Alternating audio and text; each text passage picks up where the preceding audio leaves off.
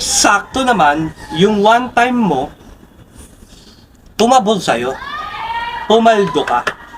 Di ayos. Medyo nakakaraos. Di ba? Nag one time eh.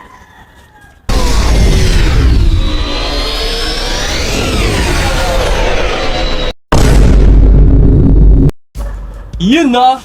Saan punta galing? Wow! Dito? Diyan? Doon?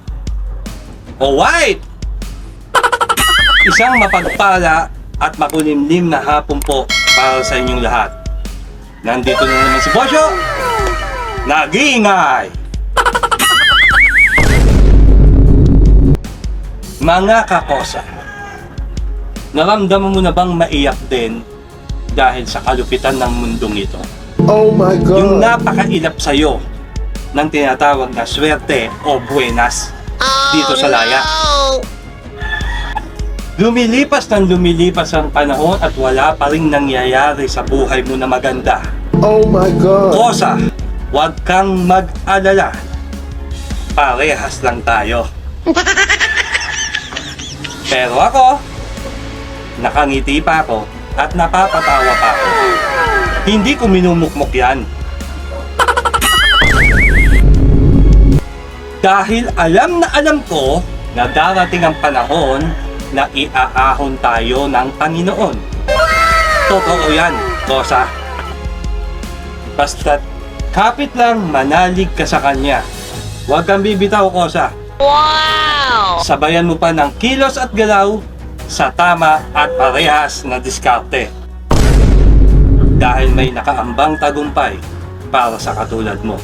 Sigurado ako dyan, Kosa. Wow! Minsan kasi akala natin sa buhay natin kinalimutan na tayo, napag-iwanan na tayo, binabaliwala na tayo. Minsan kapag naramdaman mo yon, madidepress ka, Oh no! mawawalan ka ng pag-asa, at aakalain mo na wala ng patutunguhan ang lahat ng paghihirap na ginagawa mo. Ang problema doon, Kosa, akala mo lang yun. Meron talagang nakalaan para sa'yo. Maghintay ka lang.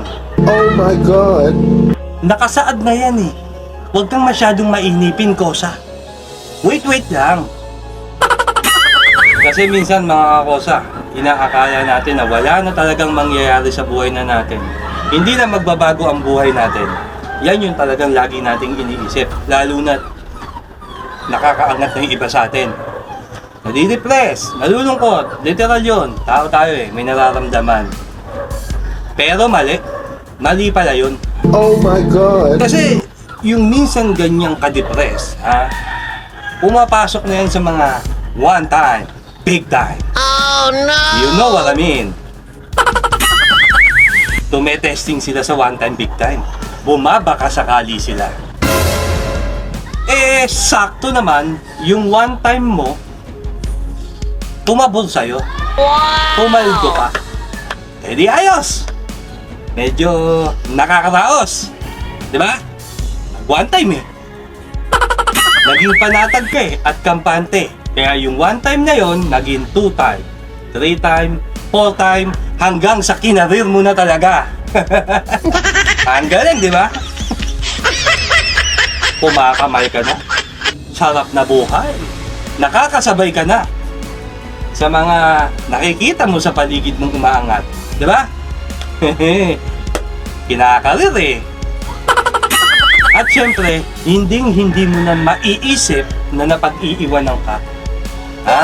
Hindi mo na naiisip na hindi ka makakasabay sa kanila. Hindi na. Paldo na eh. At hindi mo rin naiisip na wala nang nangyayari na maganda sa buhay mo. Wala na. Hindi mo na maisip yun. Panatag ka na. Kasi nga, kumakamal ka na. Wow! Tingin man dyan. Sa part na yon, very good. Wow! Very good para sa'yo. Very bad para sa iba. Oh no! Diba? Pero Kosa, payo lang. maging mahinahon at magdahan-dahan ka dyan sa mga galawan mo. Dahil malimit dyan, may katapusan o yung tinatawag nating hangganan. Ang lahat ng karangyaan tinatamasa mo ngayon ay pwedeng mawala sa isang idlap lang. Oh Kosa. no! Yan yung isa sa pinakamasakit na parte na mangyayari at mararamdaman mo sa buhay. Masakit yun, Kosa. Masakit pa yun sa hurt. Ano ba ang problema? 'Di ba? Ang problema doon, Kosa, masyado mong minamadali ang buhay. 'Di ba?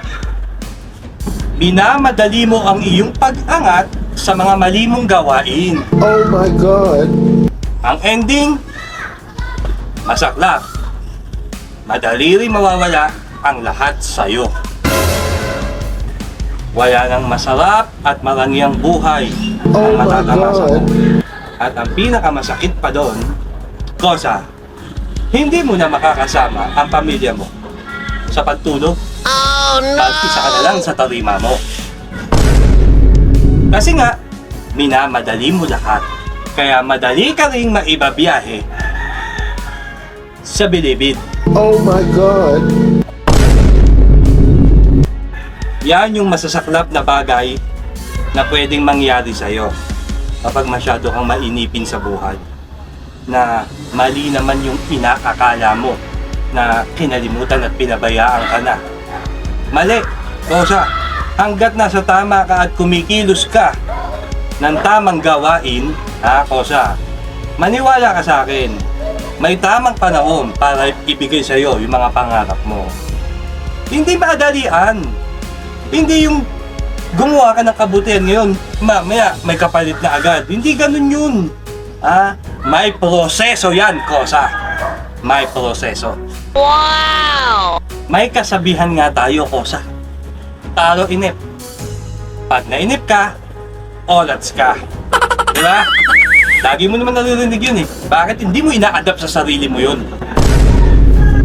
Pero yung matyagang naghihintay nung para sa kanya, yan ang madalas na nagtatagumpay. Kosa. Real talk yan.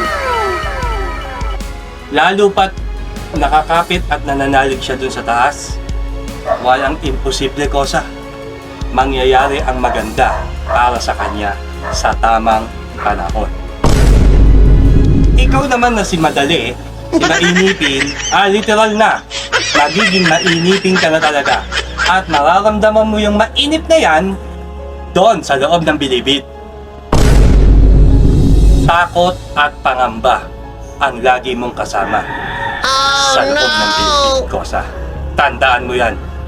Inip pa? Inip ka pa ba? Tandaan mo, Kosa. Tandaan mo to kasi.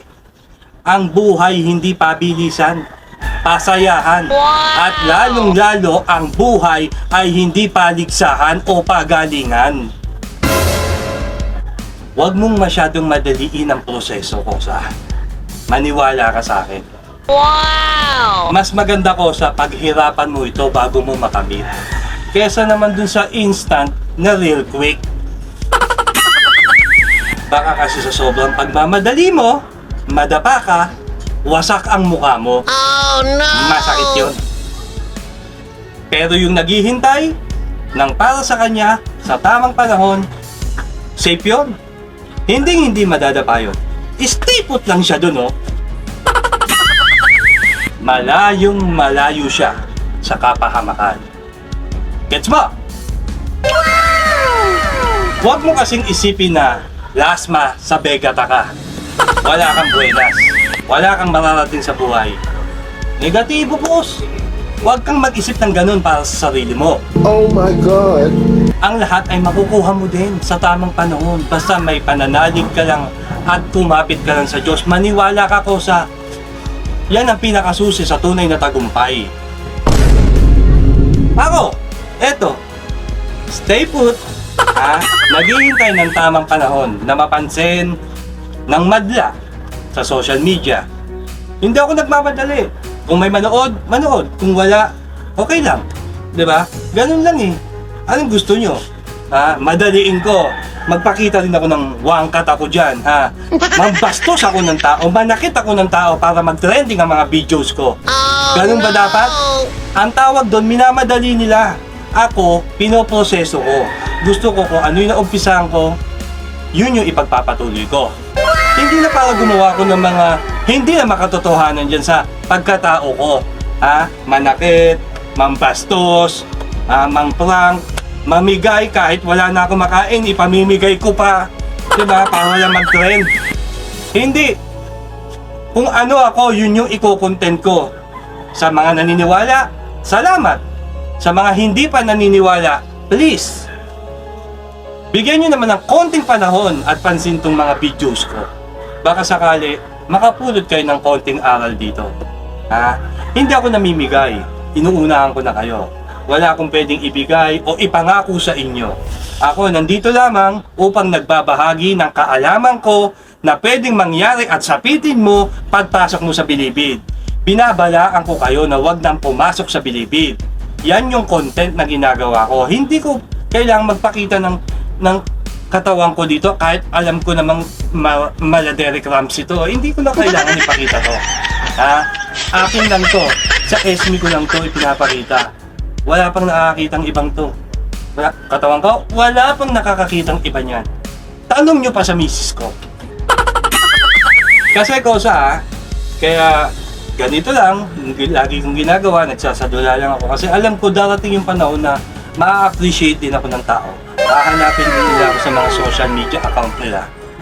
At pag nangyari yung panahon na yon, doon ko pa lang masasabi na nagtagumpay na ako. Pero ngayon, always blessed. Lagi akong pinagpapala ng Diyos na binibigyan niya ako ng talino at lakas na gawin itong mga videos na to upang makapagbahagi at makapagbigay ng aral sa mga nakasuporta sa paligid ko. Panalo na din yon. Panalo na. Ayaw lang mga tol, mga kosa, mga kapatid, mga katropa. Huwag tayo masyado mainip sa buhay. Daratingan para sa atin. Doon lang tayo sa kanto. Waiting. Walang mangi-istapa sa atin dyan. Kung kaya naman, paulit-ulit ko pong sinasabi sa inyo na kung sakaling magkikita tayo, ang gusto ko, sa laya, wag sa bilibid.